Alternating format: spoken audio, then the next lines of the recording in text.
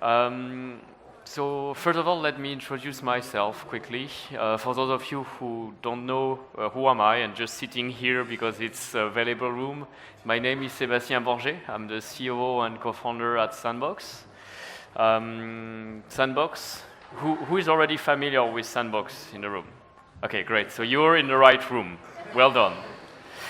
So I didn't want to show any slides, etc., because if you're already familiar, you probably have seen teasers. Maybe you played the alpha, some of you already. Maybe you're a landowner. Oh, a few other. Creator, artist, builder. Well, at least you're involved or you're curious. So I wanted to take this time more for like an open conversation, an AMA, so you could ask me in person, not over Telegram or Zoom, any kind of question you have about like what we're building, how this journey has been for us, what are some of our next steps, and yeah, to have like this open moment. Is it a half an hour, 1 hour we have? Half an hour, so I'll try my best to answer fast and to any question here in the audience. And I think they will be passing a mic. So whoever wants to kickstart this session, let's go. So I have a question that's general about the Metaverse. You guys been one of the first, or maybe the first, if I'm not wrong, that started selling lands. And after you guys, a lot of other started as well. And it became this thing of like having real estate in the Metaverse. Which Metaverse? So, sorry. So what is your opinion about that, and like, what should we invest? All right, that's a good question. So I wouldn't claim anything. Like, we not have been the first to do lands. Lands comes, like even Second Life had land sales before. In the decentralized metaverse, I believe Decentraland or CryptoVoxel, one of the two have been among the first, then Somnium Space, and then Sandbox on December 4th, 2019, if I'm correct.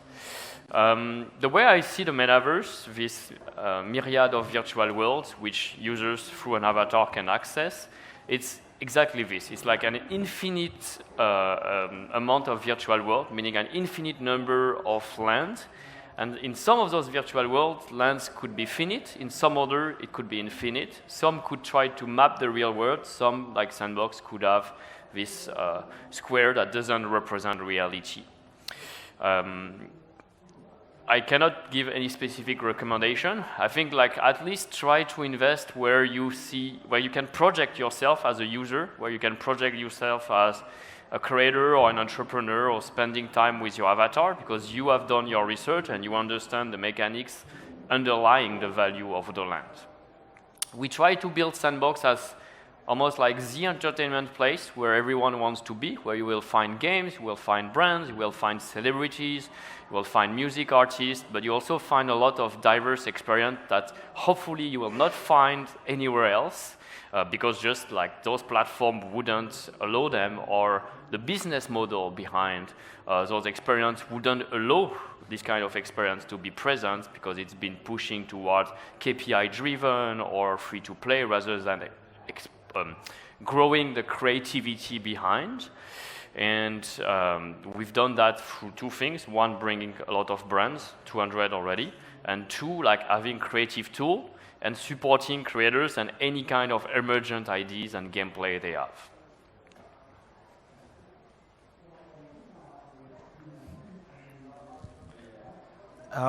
About lands in general, from the question that was asked, how do you see the fact that the lands are limited, so it's defined by the smart contract, but what's the incentive for the Sandbox, but any other metaverse, not to recreate a new world, a new city with renewed land, because it works well? And what is the after business model when all the lands are sold?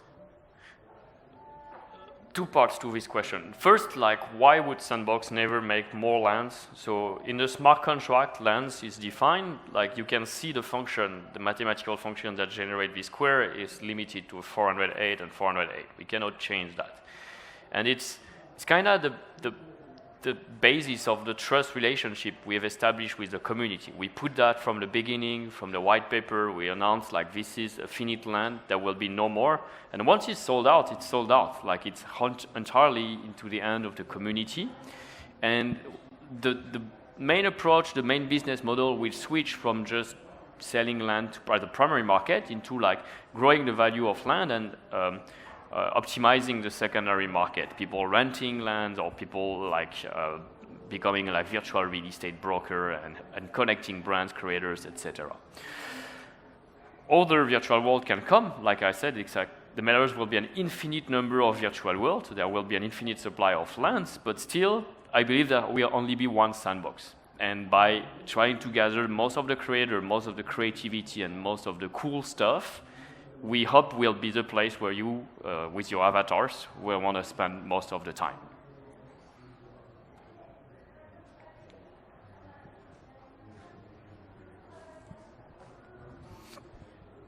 Hi. So I understand that Sandbox specificity is that it gamifies this whole metaverse experience. That's how you guys are different to the other metaverses.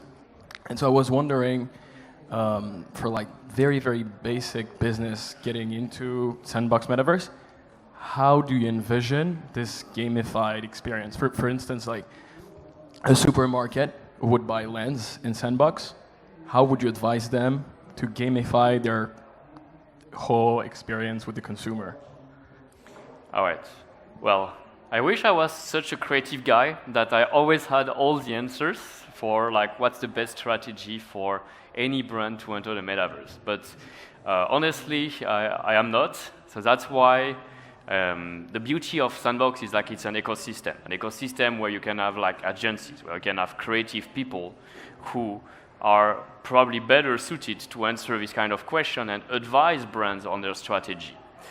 The retail and shopping experience, I think it's a difficult one because frankly speaking, you can buy anything you like on Amazon within like 10 seconds. That's their USP, like one tap, boom, shipped in you at home in the next hour. I feel like the metaverse should not right now be that, try to compete in that direction, but be more like experiential, like how do I spend time around the universe of the brand I like and try the product on my avatar, or either if they are like player-oriented as wearable, or I don't know, content like enemies, platform, decoration, thing I can interact with to inspire me as a builder to put into my land and be something that experience takes time, basically. You need to discover, you need to learn, you need to see in action. That could be one way. The other way I see is like using engagement mechanics, such as the alpha season, which like is the basis of play to earn and drive users to come back until they are rewarded for their loyalty, and maybe turn like the ownership of some NFT and like an NFT access pass in a way into a reward that can be redeemed in a physical world, as an example. Yeah. So I have a question regarding to, does location matter in Metaverse? Yes. Different piece of land. So for example, in the real world, the land in city center is much more expensive than somewhere more in the suburb. So maybe there's two parts of the question. Do you see that's the case for Sandbox? How do you see the case, let's say, for Metaverse in general as well? So location still will matter in the Sandbox since you cannot access just any parcel of land straight in one click. You cannot teleport straight unless those parcels have a portal attached to them. You'll still need with your avatar to walk through from one parcel to another, which means like it takes you time. And time then is value, literally now in the metaverse and thanks to NFTs. And so you might choose like how distant you are from a portal. You might maybe use in the future some transportation method that save that time and define, and that will increase or impact the value and the traffic of your land parcel. The good thing is like this world is evolving and it's evolving very fast thanks to technology. So it's not a permanent state where you think like my parcel as always is too far or there's not great content. If one day there's a community that comes next to you, builds a great thing, or you build together with your neighborhood, you can grow the value, you can attract people, you can work with curator and other mechanics like play to earn to attract traffic and then change the rules of that. Well, here. Everyone needs to hear the question, so we'll... So given that people own the land and they have full autonomy to build whatever they want on the land, right? That's the whole thesis of decentralized, like user-generated content platforms. How do you think Sandbox or others are going to govern the kind of content and how people, deploy projects? I mean, how they can avoid being, providing content that's abusive, racist, or just harmful for the greater ecosystem, given that once I own the land, I can do whatever I want with it. You know what I mean? So how do you think governance would go in these open platforms, given that with decentralized platforms like Meta or Facebook or Instagram, they can just, with a click of a button, just deplatform the content creator or the person who's just deploying the app? How would that go in decentralized platforms like the Sandbox or I know that decentralized has its own DAO, but at the end of the day, are you just going to blacklist that piece of land, just mark like an X and deplatform the landowner, or how would that go? Oh, all right. So, try to speak louder on the question, because at the forefront we hear a lot of the. Do you want me to? I think I can summarize, like basically how like ownership of the land and the asset is like really enforcing and supporting this governance model. No, I mean how does the platform govern the kind of content deployed in this open world, given that once I own the NFT land or the land, I can do whatever I want with it? So, as a platform, we have term of service, term of use, and I believe like the main role of those term of use is to protect anyone from making sure that they could be staying safe, and the kind of content they are going to encounter is generally like harmful or not illegal on the platform. So that means that there are certain type of content that are not allowed typically because the activity is not legal into certain jurisdiction. For example, casino or gambling are things that are not allowed in Sandbox. As long as you're respectful of those terms of service, you will be able, that doesn't remove the ownership of the land parcel you have, but we will not allow the access, at least within the Sandbox ecosystem, to that land parcel if you're not respectful of those terms of services. So when it comes to enforceability, you have this power to practically deplatform that person. At the moment, because the gameplay itself is centralized, the ownership of the asset is decentralized, we can, as a platform, we have this responsibility to protect all users against harmful and inappropriate behaviors, and that will include that, yes. Thanks.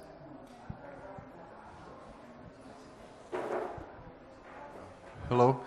So I was wondering, how did Sandbox plan the years to come, as Sandbox is in a way a game, and as we know from experience, many games after a certain period of time get repetitive or boring to people, and the models that are used in game are hard to stay relevant to the community. And how did Sandbox plan to actually adapt to some new waves? Because I believe a lot of new metaverses are coming, a lot of land is coming, a lot of different things that some people might like more than Sandbox. Do you have like a scalability idea or something like that?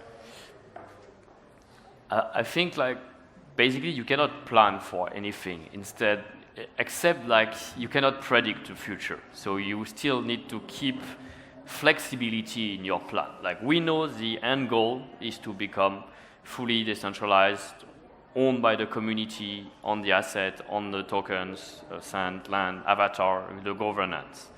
However, that long road in the middle will also include adaptation.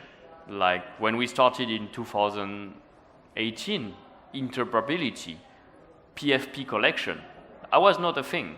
That was not really the thing many people were talking about, and it didn't grow that much as in 2021.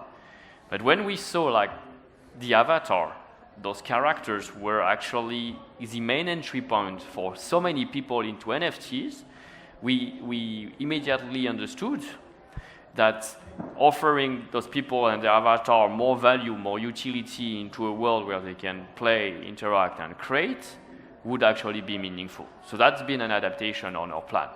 We didn't plan for layer 2. We frankly thought like Ethereum would scale and gas fees will stay at happy $3, $5. Well, unfortunately, that didn't scale that way. So we had, along the road, had to integrate and move to layer 2 solution. We didn't plan for like the ecological impact of blockchain becoming a big thing that would actually become the main focus point for most of the industry and becoming a blocker towards like more adoption. So we had to react and like implement again the solution, compensate for carbon credit, give to charities around like forest replanting, regrowing, etc. I think it's part of like having a great community, being an entrepreneur, and just also seeing like it's a very evolving space, and it's evolving at a speed that I've never seen before as an entrepreneur, and staying relevant matters a lot. And because we're born into this ecosystem, I feel like that's also our chance. We are so much more reactive than those Web 2.0 companies and companies that have been building only relying on business model that they thought have been reliable for years instead of innovating and taking the risk. And that's how we believe we stay relevant again. Okay, perfect, thank you. Yes. Hello. What was the biggest obstacle in your journey of creating the sandbox, like in the past or now that you're seeing? Well, back in 2018, I think we were just 5-10 of us into those conferences, trying to explain what we were building, and I think Sandbox itself, the product, the creation tools, we were not very mature as well. Like the aesthetic was too much like Minecraft. People didn't really see the benefit of like owning your game asset, owning your land. They thought like I just had to apply a decentralized economy on top of an existing game to infuse what Web3 is about. And so not many people, they were probably not wrong or right. They were just like waiting to see like we could deliver on what we were promising. And it took time. It took us over a year to do our first seed round. It took us over a year to do our to start building and doing the first land sale.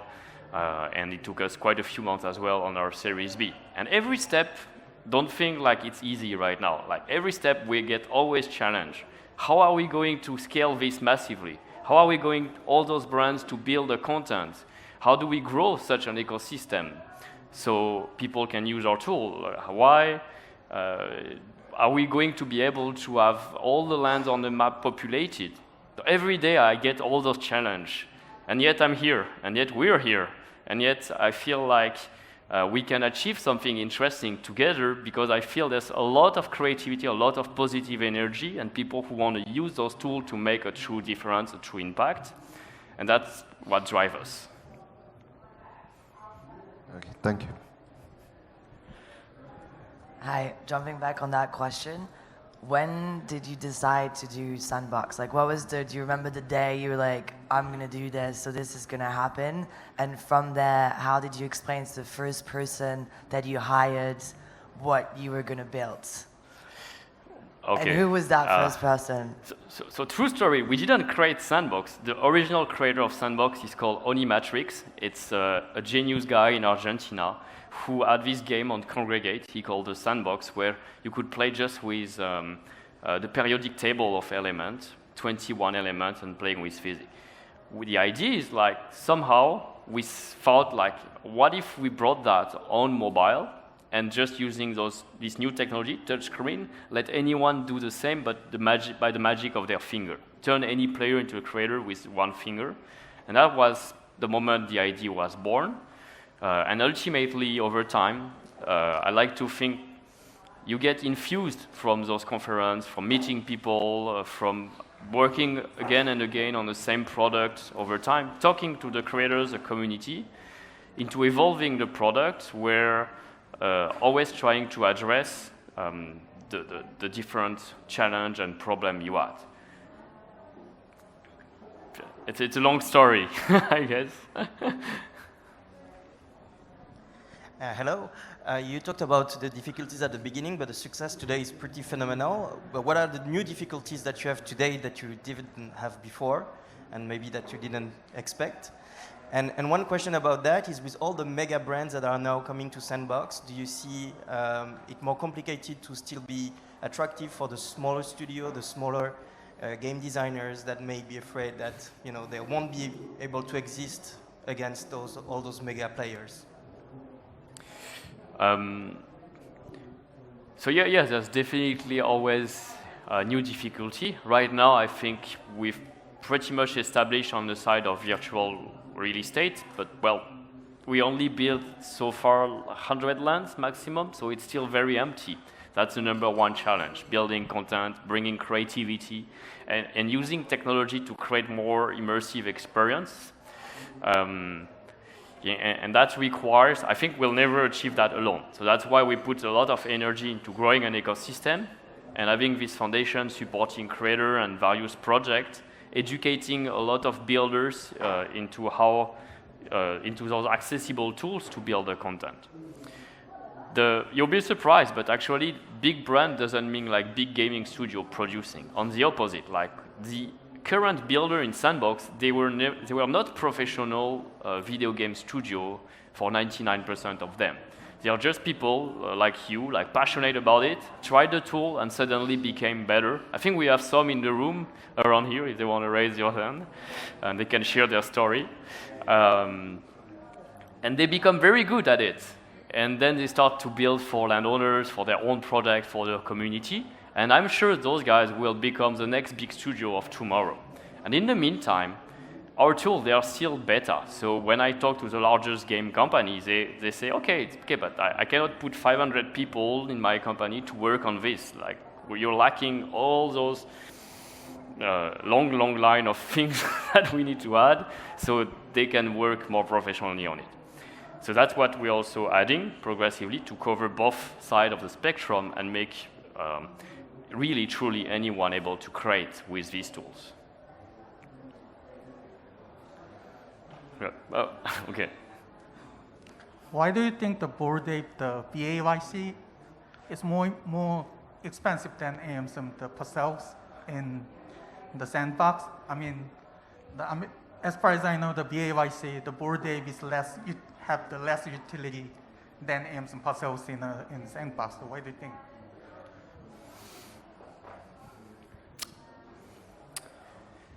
Good question. I guess I never asked myself why is something more or less expensive or something else. I just think like some things will be part of culture, will be there forever. I think a CryptoPunk is part of this culture, this ecosystem. There's nothing that will beat the CryptoPunk into like they were the first, they are an element of representation. The Bored Ape, they have this community, and this community is, I feel in their DNA, it was a lot of creative people, a lot of influential people in media, in entertainment, in celebrity. They leverage that pretty well, it seems, and now they're becoming this juggernaut that, starting from characters, is turning into this social club that also will push towards like content creation and the whole development of the IP around it.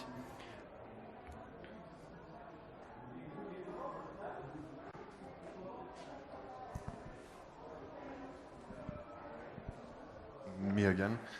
So I just wanted to ask, you collaborate with many brands today, but what, as a Web3 firm, actually as a project on the blockchain, how did you manage to get some 2.0 brands to come and collaborate with you?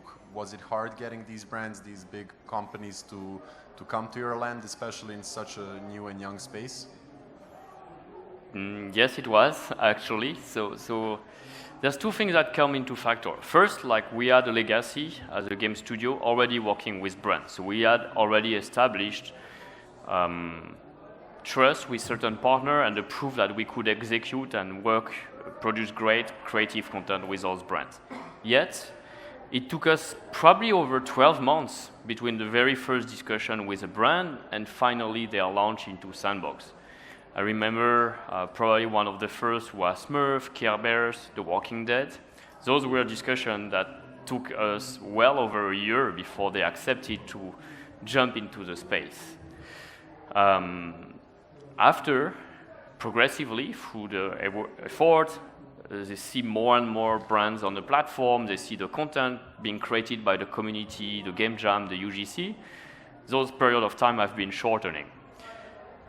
Still, there's been some challenges. It's not like now, like the two challenges. One is definitely so many companies are in the space into NFT and proposing different things to each of the brand that they are suddenly like submerged with proposal of like, let's do like this, let's do like that, etc. So they had suddenly to build up internally their metaverse, their NFTs, their Web3 teams to educate themselves rapidly, maybe hire some of you here in the room to advise them on the best strategy, and not just jump on the first opportunity, but build like a real rationalized strategy in the space.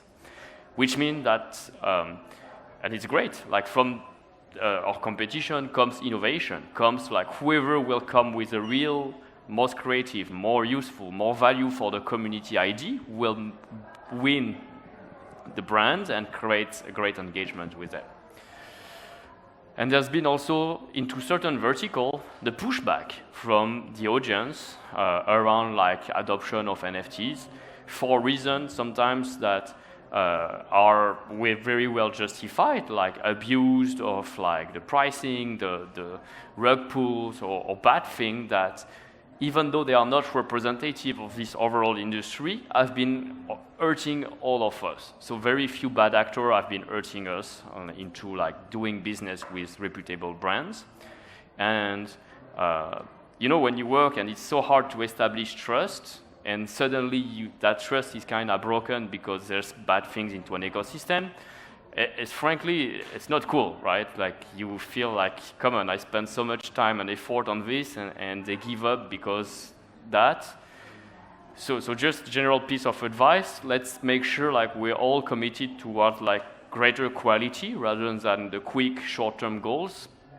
As like together it's really helpful. Doing it together is more helpful, but having just like opposite interest or like bad interest is hurting everyone here. Thank you. Hello. So yes, as we move to like now a digital world and the metaverse, do you believe like in the future we will be able to integrate different metaverses? Like we will have different metaverses, different lands, not only, for example, the Sandbox? I think we're already seeing so many different lands. Like just at the conference here, you see some Neon Space, you see OVR, you see various communities that have their own space where they can be creative and content. So that's what it's part. Then what makes it one metaverse, the metaverse is like a concept, it's like the internet. It's the ability for users to transfer their asset from one to another. So that's where I hope we can put more emphasis.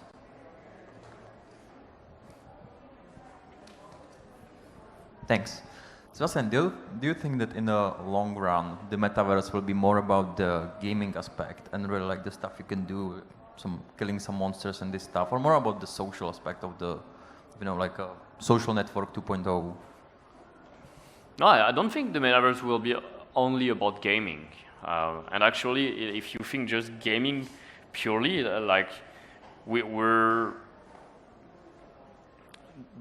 very early and limited in the gaming capability versus the Fortnite, versus like advanced PUBG or kind of esport kind of game. So I think it's more about like broadening the spectrum of what people can do into emerging gameplay, art galleries, museum, curation of content, experiential elements, virtual concerts, virtual shows. That makes it an interesting place that more people feel attracted to. And over time, then it will increase the capability over those different vertical and activities. And in 10 years, maybe it will compete with just one vertical at a time. So, just for last 1, 2, 3, and then. So I think we can all agree the rise of Sandbox has been phenomenal, but I just wanted to get your thoughts on what you think would happen to users, activity, brand onboarding during a more severe crypto bear market or even a wider traditional finance bear market recession? Well, I think bear markets are probably the best chance to test the solidity of your community, test the solidity of the value proposition you have, and make sure that you're here for the right reason, and the people you've onboarded into your community are also here for the right reason. Actually, Sandbox and many other blockchain games, some of them in the audience, were born during that bear market, and that helped them to focus as well on the right priority, which was let's build an actual product, another platform that people will use, and then we'll add the economics, maybe the token sales, the monetization after that. So in a way, it's also been helpful to reprioritize our energy and focus. Yeah. Thanks.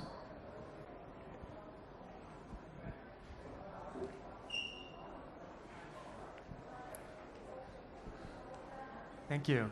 I was curious about the pixelated aesthetic of Sandbox, and if you see it as being a core feature of the universe, of the Sandbox universe, or if it's something that you see will change as tech and renderings become more advanced and the latency gets more seamless. And if so, what is the advantage, or what generated the pixelated aesthetic?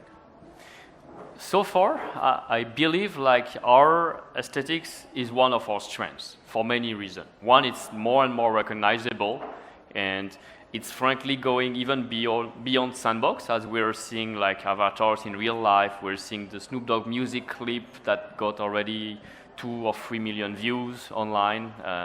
It's becoming culture. The second thing is the accessibility. If you want to build a platform that anyone can build onto, aiming for high fidelity meta-human, it's impossible. It restricts who can work with it, because the time to produce, the cost to produce, the kind of tool you require, Unreal Engine, 3D Studio Max, or more complex software, nobody or very few, only professionals know how to use it. The people who work in cinema industry, for example. Here, Voxel is almost like digital Legos. Anyone can use it without reading a user manual. Anyone from the youngest to the oldest. It's like Legos, basically. And that's the thing makes us the most proud.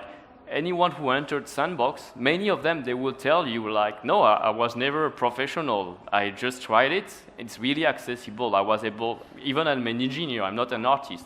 I've been able to do it. And the same for the game maker. We chose to make it no code. We know it's limiting certain possibilities, and at the same time, it's opening game creation to so many more. Hello.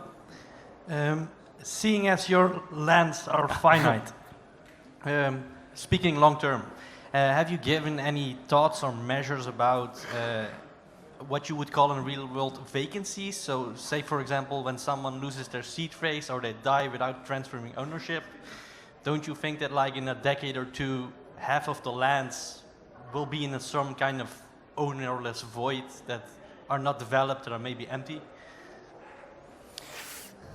Yes, that's very much a possibility. We also, unfortunately, have had some landowners who passed. There is Alota Money. He was a landowner. You can pay your tributes to him here. I think I don't have an answer concretely. I don't know what we should do. Should we set with governance that after a certain period of time, those land could be repurposed only for the foundation to give to projects? We cannot take them away from those wallets, but maybe we can give them a new purpose in agreement with the community.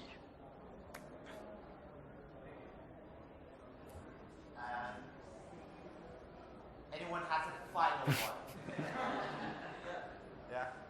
Can you quickly say one word about the foundation, the Sandbox Foundation? So right now, the Sandbox Foundation, it's centralized, but it's essentially a pool of tokens that's being managed by the Sandbox team to support the creator fund, so artists, to support game maker fund, so people building experiences, support play to earn price. We just distributed 9 million Sand or 10 million Sand token 2 days ago or 3 days ago as part of the season 2. This is roughly $30 million that went into 10,000 players' hands. The staking price as well, every month, by staking your sand or your Matic sands, you were able to earn a yield. And acquiring NFTs. Also, like we've been pretty active buying NFTs from various communities, honing them in our collection and showcasing them into the hubs and all the places so that anyone entering Sandbox gets exposed to that culture, discover new artists, new content, new communities as well. In the future, the goal is to put in place a DAO that use a system for like making proposals and voting how the funds, the creator fund, the grants, etc., could be allocated rather than us as a team taking those decisions. Thank you, everyone.